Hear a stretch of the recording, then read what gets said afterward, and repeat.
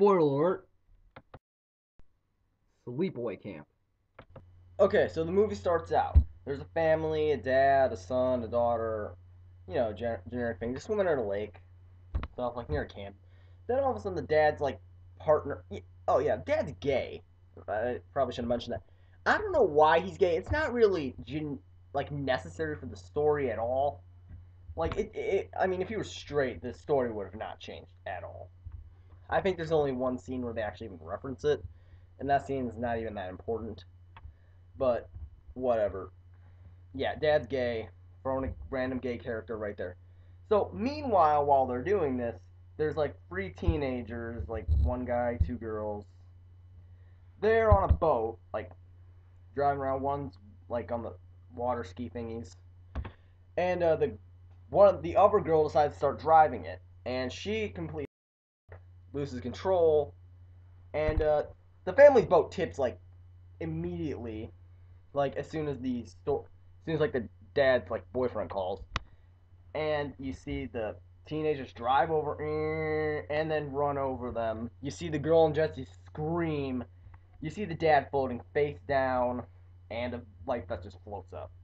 So fast forward a couple years, probably like 10 or so, 11. I don't know. Let's just say 10, just now for now. So it turns out the daughter did survive. Her name is Angela, and she now lives with her aunt and her cousin. I think Ricky is named Peter or something. No, Peter's the brother. Ricky's the cousin. So yeah, they decide it's time to. They decide to go to camp. So when they get there, Angela is apparently so mentally, like, how do I say this? Uh, she's very disgruntled. I'm not even sure I'm using that term right, but she's very shook by the fact that her father and brother had died right in front of her. So she really doesn't talk to anyone, and everyone just treats her badly there. Except for Ricky, of course. He's always defending her. And the like head counselor, his name is Ronnie, I think. I don't know. I haven't seen this movie in a while actually. But yeah. So Angela doesn't even eat anything. She gets picked on by everyone, like I'm saying, but mostly by this girl named Judy. Yeah, Judy, and I think she's a counselor or something. Like she's like a counselor, but she does all the stuff with the kids, like she's an actual camper there. She like sleeps with them too. So yeah, I think she's a counselor. Her name's Meg, and they actually harass her a lot. Some of the guys do, but they don't do it as bad. So Angela's not eating anything, and Ronnie just thinks like she doesn't want to eat it. So she takes her back to the kitchen, and the head chef decides. Head chef takes her back to like the pantry to see what if she wants anything from there, and he tries to rape her. But Ricky, for some reason, comes in. That's what I didn't get. Why was he even back there? That makes no sense. But anyway, she gets saved, and they go to the kitchen. It skips past lunch, and the two of the chefs are working, making food for dinner. Yeah. So when the chef that tried to molest the Angela goes to put corn in to the pot thingy, you see a hand. You don't see the face of the person, but you see them grab the chair of the leg and slowly pull it back so that the person can actually see what he's doing. Like you can see he's telling her to stop. He's like, "What are you doing, little shit?" So you can tell it's a kid at that point. They really don't try to make it like they really don't try to hide who the killer is. I might have been able to find this out easy, but some people might not be able to. So what's gonna happen? So the killer finally pulls it back. He grabs the like pot they were putting the corn in. It's like one of those giant pots, like a water heater. Now it's not like a little tiny pot you put in the kitchen. So he pulls it down on himself, and you just see the other chef run in, and he's like scarred, uh, face highly dismembered, stuff like that. So the camp's owner, named Mel, decides to just pass this off an accident and like bribes all the other cooks and makes the cook who saw it the new head chef or something. So while they're at like I think it's like some sort of party or something, Angela gets like picked on by two of the guys. I don't remember their names, and I don't really think they're important, because you know. Anyway, So Ricky defends her, and Ricky's friend Paul actually becomes the first person that Angela actually talks to. So when the two guys decide to go skinny dipping and stuff like that with a bunch of girls, the one girl, one of the guys goes out on a canoe with the other girl. He tips it on purpose just to scare her, and she swims away. He goes under to try to flip it from the under. You see someone pop out from under. He doesn't really. He does like the general horror thing when they're trying to hide who the killer is. Like, hey, what are you doing here? He's like not saying like anything like gender or like name or anything. And she just kind of holds him underwater until he drowns. Next day, counselor finds him. He's got a snake crawling out of his mouth and going up into his like nose or something. I don't know. They again passes off as an accident as usual. So the other guy. So next day, Angela's walking by. Camper on the roof. It's a guy. He throws a water balloon at her. He gets grounded for the rest of the summer. And he goes to the bathroom. You see the killer with a beehive. You see the killer jam the stall door shut with a broomstick and drop a beehive in there, and he gets killed by bees. I was not even aware that was possible, but yeah, it is.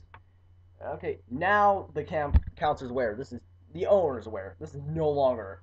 These are no longer accidents. So I'm assuming by this point, most people have realized, well, duh, it's Angela. She's the one getting picked on. She's the one doing it.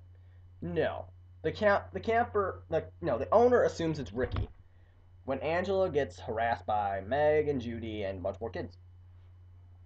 So on the night of like a social thingy, oh yeah, Paul and Angela try to like make out and stuff, but she actually sees like a vision of her dad and his boyfriend in bed. That's just disturbing.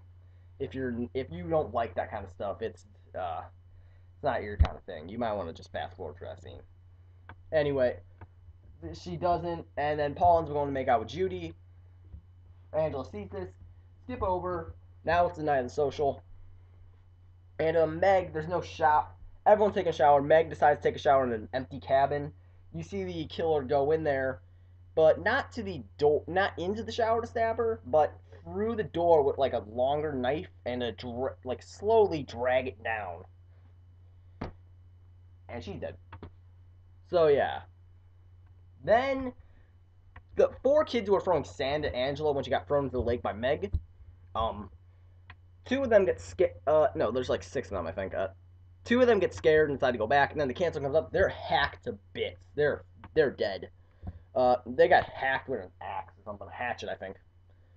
I love that movie. Anyway, so yeah, Judy is in her cabin curling her hair, and with a curling iron thing, and the killer comes in, just like sucker punch. She again, like I don't know why nobody ever responds as to who the killer is, like giving no like gender or name or anything. But the killer punches them, and they, how do I say this? She gets a curling iron. So the owner of the camp has now found Meg and Mel. That's the owner of the camp. I don't remember if I stated that earlier.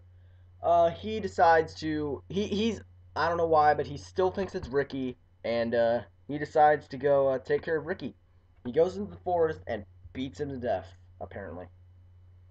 So yeah, Mel runs away into the archery range, and he turns around and again the killer uh, finds him at the archery range and puts a arrow right through his neck. And when he dies, of course, right before he dies, he also does the oblivious, not mentioning the character's name or gender or anything. He goes, "You! It can't be you!" And then the neck, dead. Anyway, now all the bodies are being found. Paul and Angela have met at the like lake, which I call the waterfront or something. And now all the killer and now all Ronnie and this other camper who was like kind of friending Angela. They find all the bodies. They go down to the lake. They see Angela like humming like, and then you come around. She's holding Paul's head, not his body.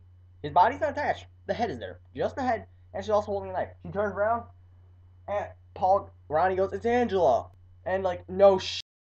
But then he says she's a boy. That's actually very shocking. Great ending. Turns out that the aunt did not want another boy. The Peter survived, not Angela. But as it turns out, the aunt did not want another like a kind of son kind of person, so she decides instead of having Peter to raise her as Angela. Then that kind of ties up all the loose ends. Why she wouldn't shower, why she's less developed than everyone else, less developed than the other girls. She's not a girl at all. And then it's actually kind of funny the ending, because after that finding out, she just kind of stands like she's not really like oh shit. She's not really like scared or anything. She's just like oh no you caught me. Ooh, that's bad. And then the credits just kind of roll with that face. That face is just so disturbing. You do not want to see it. It's creepy. It's horrifying. Like you're gonna have nightmares about it. So yeah, credits roll, end the movie. Three more sequel, and then three more movies come out. So that concludes this video. If you liked it, help me out. Add to your favorites. Give me a thumbs up. Suggest any movies you want me to spoil down below. I'm also going to start doing movie reviews. If you have any movies to suggest for me to see, add them, comment them below. And I will see you later. Goodbye.